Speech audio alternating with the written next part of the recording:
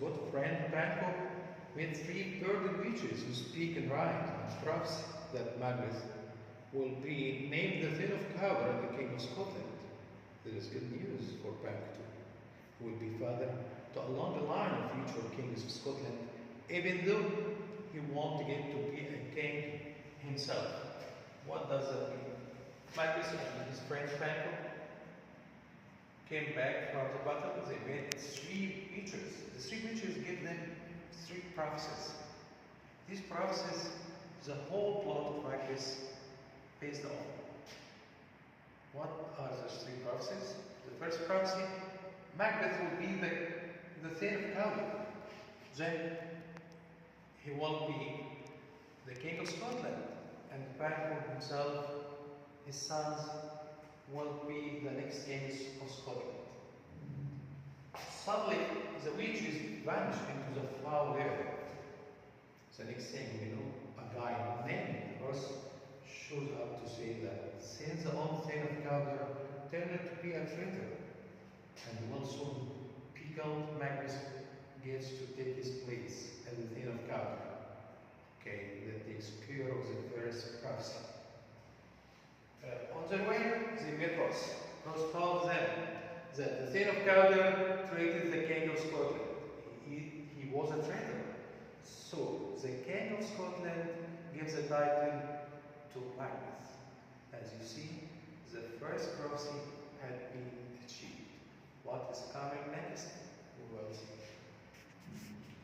Macbeth reveals to us that the witch's prophecy has made him think bravely about murder.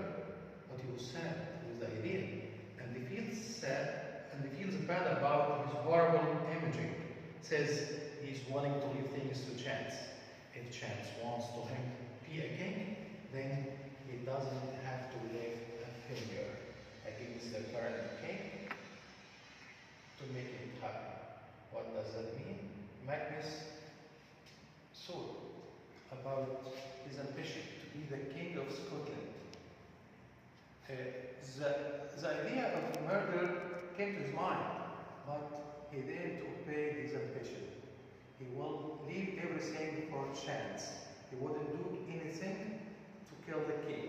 But there was a changing point.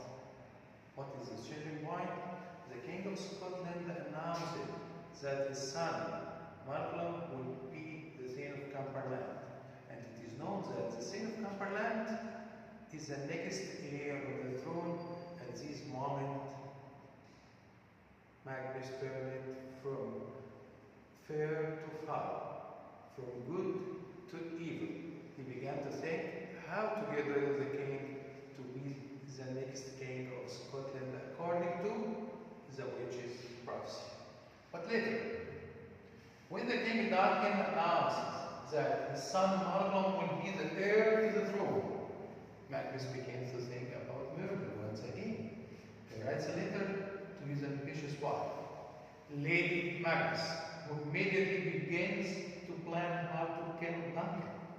The first thing she needs to do is to blame Macbeth and make him believe that he is not a man if he doesn't like kill Duncan. The king decided to visit Macbeth at their castle, so that seems like a good time to take him out. What happened next? Macbeth's ambition began to boost. So his wife, Lady Macbeth, incites him to kill Duncan. Especially Duncan decided to visit them in their castle to congratulate him for his new title. They saw it is a good chance to kill Macbeth. Later, Macbeth hesitates about murdering the king. After all, it is Macbeth's job to defend the god, especially when he is a guest in Macbeth's home. But Lady Macbeth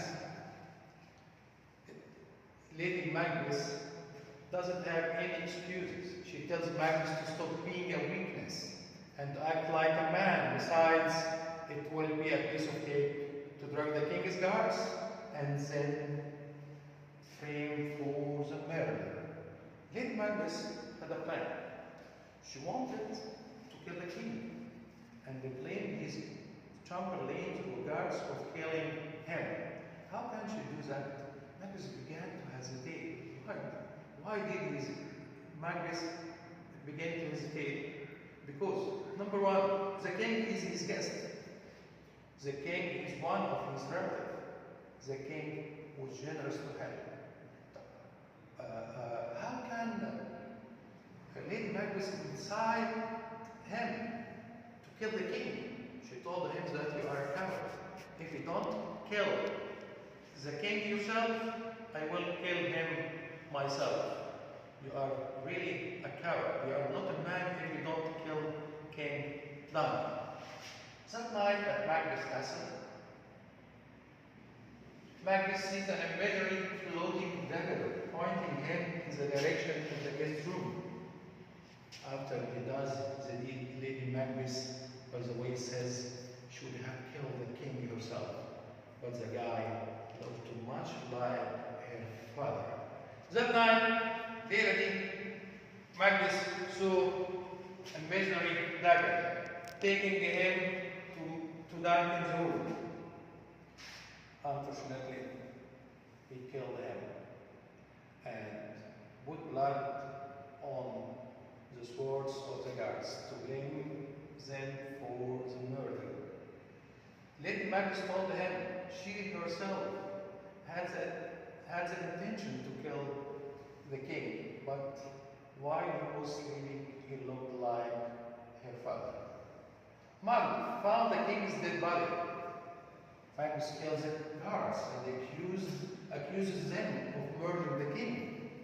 When King Duncan's kids, Donald, Payne, and Malcolm, find out what has happened, they leave Scotland, so they can't be murdered too. Macbeth then is named king. Macbeth starts to worry about the witch's prophecy that Banquo's heirs will be kings. Macbeth is not about to let someone palm him off the throne, so he hires some headmen to take care of Banquo and his son, Cleese. However, managed to escape after Banquo is murdered by Macbeth. As we see, Macbeth found the king's body. The first thing he thought that Macbeth killed the king. What about the king's son? The two sons of the king were very terrified. They decided to escape. Otherwise, they would be killed. So, Malcolm traveled to England and Donald Payne traveled to Ireland.